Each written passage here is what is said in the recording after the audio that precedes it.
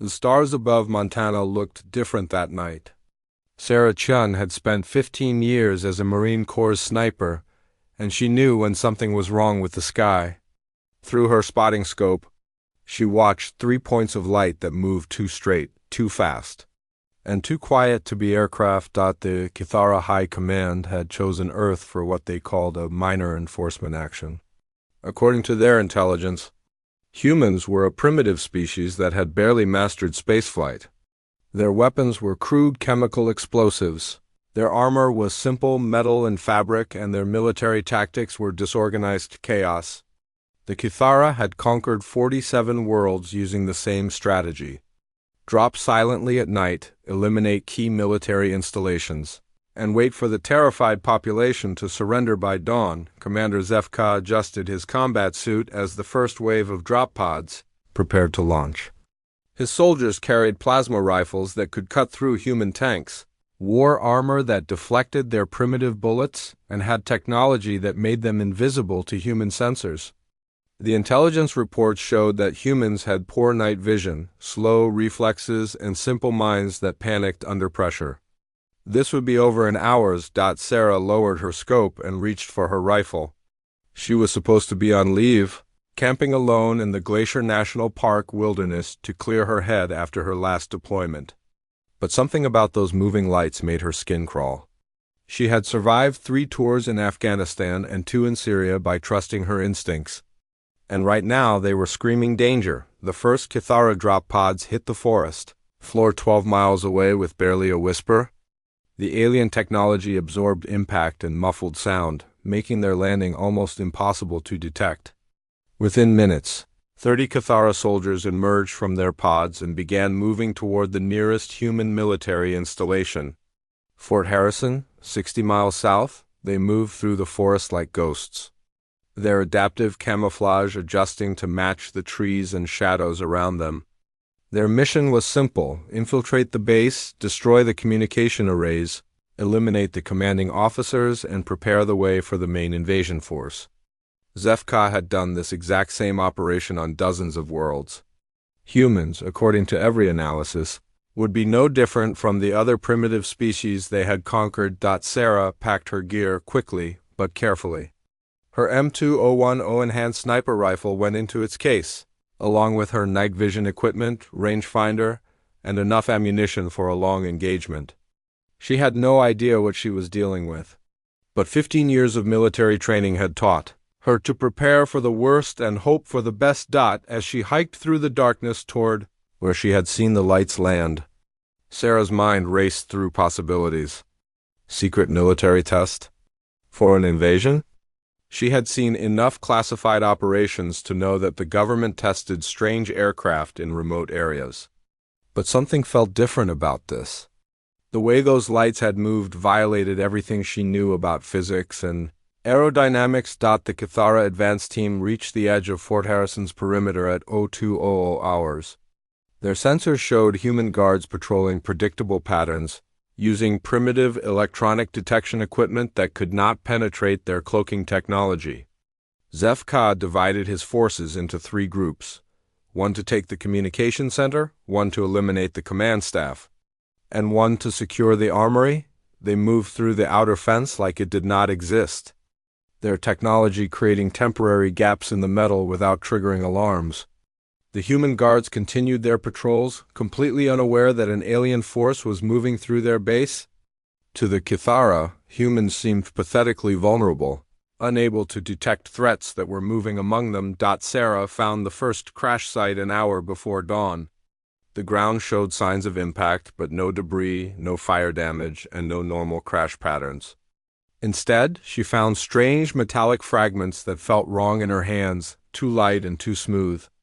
The metal seemed to shift color slightly in the moonlight, and when she touched it with her knife blade, it made no sound. She photographed everything with her phone, though she doubted the images would show much in the darkness. But the important thing was the tracks. Something had landed here, and multiple individuals had spread out from the impact point. The footprints were subtle, barely visible even to her trained eye, but they were there. And they were heading south toward Fort Harrison. At Fort Harrison, The night shift continued their normal routine. Sergeant Mike Rodriguez walked his sector of the perimeter, fighting to stay alert during the quiet hours before dawn. He had no idea that 6 invisible soldiers had already passed within 20 feet of his position. Moving toward the heart of the base with deadly precision, the Cathara soldiers reached their first target without incident. The communication center was guarded by 2 humans who seemed half asleep at their posts. Zefka's warriors raised their plasma rifles, preparing to eliminate the guards, and destroy the equipment that connected this base to the larger human military. Network. Sarah moved through the forest at a pace that balanced speed with stealth.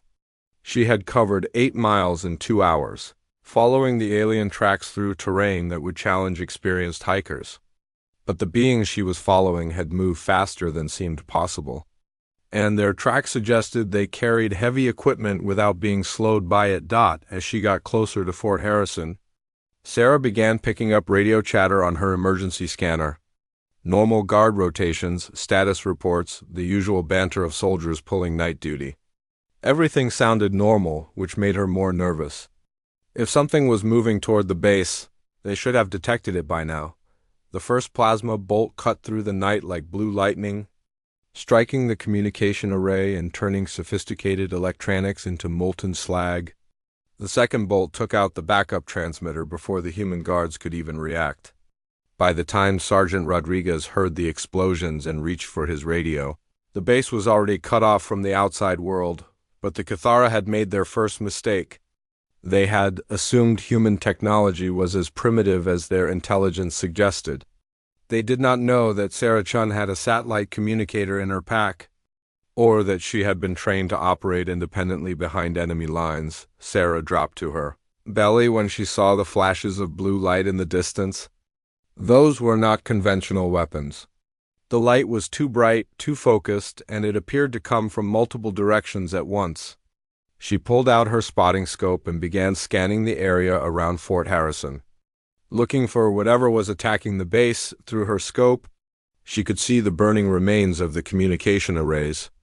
Small explosions continued to erupt around the base as invisible attackers destroyed equipment and eliminated resistance. But there was something strange about the attack pattern. No muzzle flashes, no tracer rounds, no signs of where the shots were coming from. Zefka was pleased with the initial results. The human base was responding exactly as predicted, with guards running toward the areas under attack and officers trying to establish communication with higher command. The humans seemed confused and panicked, exactly what the intelligence reports had suggested. Phase 2 of the operation could begin. Sarah activated her satellite communicator and sent an emergency signal to her former commanding officer, Colonel James Mitchell. The message was brief. Unknown hostiles attacking Fort Harrison. Weapons appear to be directed energy. Possible invisible soldiers. Request immediate backup and air support. Will maintain observation and engage if possible. She knew the message would take several minutes to reach Colonel Mitchell, and his response would take time to arrange. But she also knew that Fort Harrison held nearly 3,000 soldiers and their families.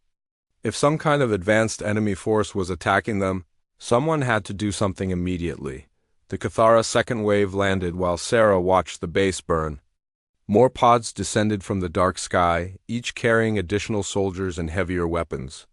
Within minutes, what had been a reconnaissance force became a full invasion army. The aliens began setting up equipment that Sarah did not recognize, devices that hummed with energy and cast strange shadows in the pre-dawn darkness. Sarah made her decision. She was one person with a rifle against an unknown number of enemies with superior technology. But she was also a United States Marine with 15 years of combat experience and a perfect record of successful missions. Her job was to protect Americans from enemies, foreign and domestic. It did not matter if those enemies came from another country or another planet.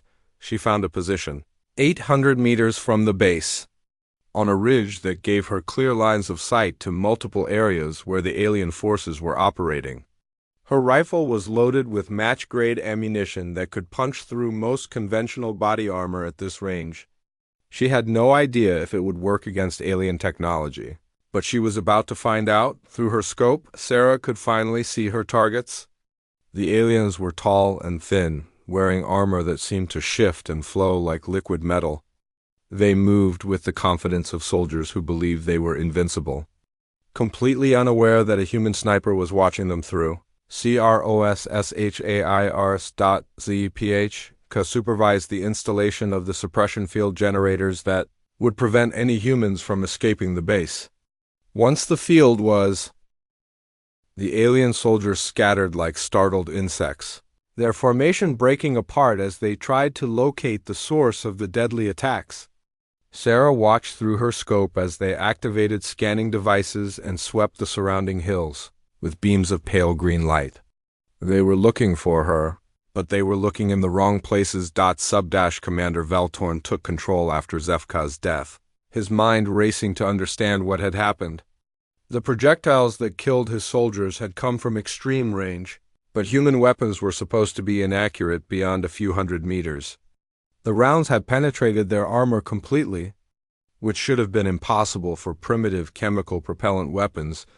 Sarah shifted position after her second kill, moving 300 meters along the ridge to a new firing point. She had learned in Afghanistan that staying in one place after taking shots was a fast way to die. The aliens were clearly trying to find her, and their technology was far beyond anything she had faced before. Through her night vision scope, she watched the aliens deploy what looked like a small radar dish. The device rotated slowly, scanning the hills around Fort Harrison. Sarah pressed herself flat against the rocky ground as a green beam swept across her position. Whatever that device was supposed to detect, it passed right over her without stopping. Veltorn was becoming increasingly frustrated. Their scanning equipment should have located any human within 5 kilometers, but the readings showed nothing but empty wilderness. Either their technology was malfunctioning, or they were dealing with something their intelligence reports had failed to mention. At Fort Harrison, the base was in chaos. Half the communication equipment was destroyed. Strange lights were flashing in the darkness beyond the perimeter, and guards were reporting that their night vision equipment was picking up nothing but electronic static. Colonel Sarah Bradford, the base commander, was trying to organize a response to an enemy she could not see or identify. Sarah Chun watched a group of 6 aliens move toward the main gate of the base, carrying devices that glowed with internal light. She could not tell what the devices were for, but the aliens were handling them carefully, like explosives or chemical weapons. Whatever they were planning for the people inside that base, she was not going to let it happen. Her third shot took down the lead alien carrying one of the glowing devices. The alien dropped the device, which sparked and went dark when it hit the ground. The other aliens immediately went to ground, taking cover behind rocks and trees as they tried to spot her muzzle flash. But Sarah was using a flash suppressor and firing from a concealed position. The aliens were looking for a bright muzzle flash like their energy weapons produced, not the subtle signature of a modern rifle. She had already moved again, setting up at a new angle that gave her a clear shot at the remaining aliens. Veltorn spoke rapidly into his communication device, reporting the situation to the invasion fleet orbiting above Earth. We have encountered unexpected resistance. Human sniper with advanced capabilities has eliminated 3 soldiers and damaged critical equipment, requesting immediate tactical analysis and reinforcement. The response from Fleet Commander Kralvex was sharp with disbelief. Impossible. Human weapons cannot penetrate our armor, and their visual systems cannot detect our soldiers. You must be facing some kind of experimental military unit with stolen alien technology. Sarah's fourth shot proved the fleet commander wrong. Another alien soldier dropped, this one carrying what appeared to be a communication device. The surviving aliens were now completely pinned down, afraid to move or expose themselves to the invisible sniper, who was picking them off with surgical precision. She took a moment to assess the situation. 4 confirmed kills, multiple aliens scattered and hiding, and the attack on Fort Harrison had stalled completely. But she was running low on ammunition, and she had no idea how many more aliens were still out there. Her satellite communicator buzzed with an incoming message. "Sarah, this is Colonel Mitchell. Air Force has 2 F-22S en route to your position. ETA 12 minutes. Ground support from Fort Lewis is 40 minutes out. Can you hold position and continue to provide intelligence on enemy forces? Sarah keyed her response while keeping her eyes on the aliens below. Confirmed. Have engaged multiple hostiles with unknown technology. They appear vulnerable to conventional rifle fire despite advanced armor, continuing to suppress enemy advance on Fort Harrison. Veltorm made a decision that would have seemed impossible an hour earlier. He ordered his remaining soldiers to retreat to the landing zone and establish a defensive perimeter. The Kithara military had never retreated from a single human before, but they had never faced anything like the deadly accurate fire that was cutting through their ranks. Sarah watched the aliens fall back, moving in small groups and using covering fire from their energy weapons. The blue plasma bolts turned trees into torches and melted rocks into glass, but they were firing blindly into the hills. Hoping to hit a target they could not see, she followed the retreating aliens, moving parallel to their route and staying at maximum rifle range. Every few minutes she would take a shot at any alien who exposed himself for too long. Her 5th and 6th kills came as the aliens tried to cross an open meadow, dropping soldiers who thought they were safe in the darkness. The alien technology that had made them invisible to human sensors was useless against a sniper, who could track movement by watching for disturbances in the grass and changes in the shadows. Sarah had spent years hunting insurgents who were experts at camouflage and concealment. These aliens, despite their advanced technology, moved like soldiers who had never faced a competent enemy. Back at Fort Harrison, Colonel Bradford was organizing her troops for a counterattack. The strange explosions had stopped, the green scanning lights had disappeared, and whatever had been attacking her base seemed to have moved away. She had no idea that a single Marine sniper was responsible for driving off an entire alien invasion force. Vel Torn reached the landing zone with only 8 soldiers out of the 30 he had started with. The other 22 were dead or missing, killed by a single human who seemed to appear and disappear at will. His report to the fleet was brief and devastating. The intelligence on human military capabilities was completely wrong. Sarah found a new position, overlooking the alien landing site. Through her scope she could see strange aircraft unlike anything in human military inventory. They were sleek and silent, with hull surfaces that seemed to absorb light rather than reflect it. But they were also stationary targets, and she still had ammunition. Her 7th shot punched through what appeared to be a sensor array on the nearest aircraft. Sparks flew from the damaged equipment, and she could hear alien voices shouting in languages she did not recognize. The aliens were learning that their technology was not invulnerable to human weapons. Fleet Commander Kralvex received Veltorn's report with growing alarm. A single human had eliminated most of an elite assault team and damaged their equipment using primitive projectile weapons. This contradicted everything they knew about human military capabilities. Either their intelligence was fundamentally flawed, or they were dealing with something entirely unexpected. Sarah's 8th shot disabled another piece of alien equipment, something that had been humming with energy until her bullet turned it into smoking metal. The aliens were now scrambling to get their aircraft ready for departure. Moving with the urgency of soldiers who knew they were in serious trouble, through her satellite communicator, Sarah could hear the approaching F-22s requesting her position and target information. She provided precise coordinates for the alien landing zone and warned them that the enemy possessed directed energy weapons of unknown capability. The Air Force pilots acknowledged and began their attack run, but as the F-22s approached, something extraordinary happened. The alien aircraft began to lift off, rising vertically into the night sky with technology that made no sound and produced no visible exhaust. Within seconds, they were climbing away from Earth at speeds that no human aircraft could match. Sarah watched the aliens escape and felt a mixture of frustration and relief. She had driven them off, but they were still alive and could return with reinforcements. However, she had also proven something important. Human weapons could hurt them. Human tactics could outfight them. and human soldiers could defeat them despite their technological advantages. Veltorn looked down at Earth from the safety of his retreating ship and tried to understand what had happened. A single human had turned what should have been a simple conquest into a devastating defeat. The sniper had appeared from nowhere, struck with deadly accuracy, and disappeared like a ghost. None of their technology had been able to detect or stop her. Colonel Mitchell's voice crackled over Sarah's communicator. "Sarah, this is Mitchell. Air Force confirms multiple unknown aircraft departing your area at impossible speed. What's your status?" Sarah keyed her response while packing her equipment.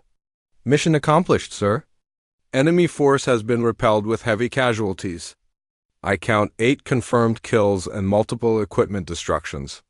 Recommend we prepare for possible return engagement with superior numbers." As dawn broke over Montana, Sarah made her way back toward Fort Harrison. The base was secure. The immediate 3 weeks after the failed invasion, Sarah Shun stood in the war room at NORAD, staring at satellite imagery that made her blood run cold.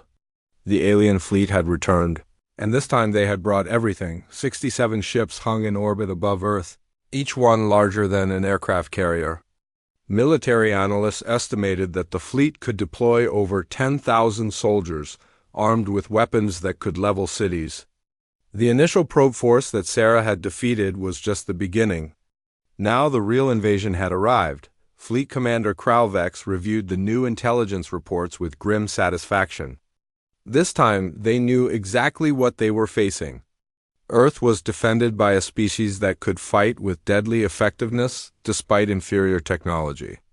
The humans had proven they could adapt, improvise, and overcome obstacles that should have been insurmountable. General Patricia Hayes, the newly appointed commander of Earth Defense Forces, turned to Sarah with a question that carried the weight of humanity's survival. "Sergeant Chun, you're the only person who has successfully engaged these aliens in combat. We need to know, can we fight them?" Sarah studied the satellite images showing the massive fleet above their heads. Each ship represented technology centuries ahead of human capabilities, carrying soldiers who had conquered dozens of worlds. By every logical analysis, Earth was doomed. But logic had never stopped Marines before. "Yes, ma'am," Sarah replied. "They can be hurt, they can be killed, and they can be beaten. But we'll need to fight smarter than we've ever fought before." The Kithara invasion plan had been completely redesigned based on the lessons learned from the first attack. Instead of small, stealthy teams, they would deploy massive forces that could overwhelm any resistance. Instead of assuming human incompetence, they planned for an enemy capable of deadly innovation. But the aliens had made one critical error. They assumed that because one human sniper had been effective, the solution was to bring more firepower. They failed to understand that humans had spent thousands of years fighting each other, and in that crucible of endless war, they had learned to turn any disadvantage into a weapon. Sarah found herself at the center of a planning session that included the best military minds on Earth, Army Rangers, Navy SEALs, Air Force pilots, and Marine snipers, all contributing to a defense strategy against an enemy from the stars. The mood was grim but determined. Earth would not fall without the fight of its life. The first wave of alien drop ships entered Earth's atmosphere over 6 different continents simultaneously. Each ship carried 100 fully equipped soldiers, supported by heavy weapons and advanced technology. The aliens had learned from their previous failure and were taking no chances with human resistance. Sarah was positioned in the Colorado Rockies with a team of 12 Marine snipers, each equipped with the most advanced weapons human technology could provide. Their mission was to harass and delay the alien advance while larger forces prepared for the main battle. It was a job that required precision, patience, and the willingness to face impossible odds. The first alien dropship landed 8 miles from Sarah's position, disgorging soldiers who immediately began establishing a fortified perimeter. Unlike the overconfident troops from the first invasion, these aliens moved with careful precision, using cover and advancing in tactical formations that would have impressed human military instructors. Through her scope, Sarah watched alien soldiers who wore heavier armor and carried weapons that pulsed with deadly energy. They had learned from the deaths of their comrades and adapted their equipment to counter human rifle fire. But adaptation was a game that humans had been playing for thousands of years. Sarah's first shot struck an alien officer who was directing the deployment of heavy weapons. The bullet, a new armor-piercing round developed specifically for this engagement, punched through the improved alien armor and dropped the target instantly. The other snipers opened fire simultaneously, each taking down key targets with surgical precision. Sub-Commander Veltorn, who had survived the first invasion, was leading this assault team. He watched his soldiers fall and felt a familiar chill of fear. The humans had improved their ammunition, adjusted their tactics, and positioned themselves for maximum effectiveness. Once again, his technologically superior force was being picked apart by primitive weapons wielded by expert hands. The alien response came in the form of orbital bombardment that turned the mountainside into an inferno of superheated plasma. But the sniper team had already moved, using tunnel systems and natural cave formations to stay ahead of the devastating alien firepower. Sarah had studied the first engagement obsessively, learning everything she could about alien capabilities and weaknesses. Colonel Mitchell's voice crackled over the radio as Sarah and her team repositioned for their next engagement. All sniper teams, this is command. Alien forces are advancing on major population centers worldwide. Your job is to slow them down and gather intelligence. Make every shot count. Sarah keyed her response while moving through the underground tunnels that honeycombed the Colorado mountains. Understood, sir. Enemy has improved armor and tactics but still vulnerable to precision fire. Continuing harassment operations. The real battle was taking place in cities around the world, where alien ground forces were meeting human military units in direct combat. Early reports were mixed. Human forces were inflicting significant casualties but taking heavy losses from superior alien weapons and technology, but something unexpected was happening. Humans were not fighting the way the aliens expected.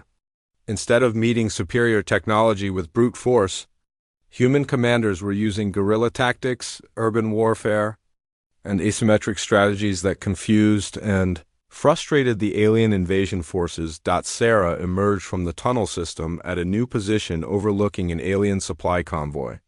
The aliens were moving weapons and equipment toward the front lines, using vehicles that hovered silently above the ground.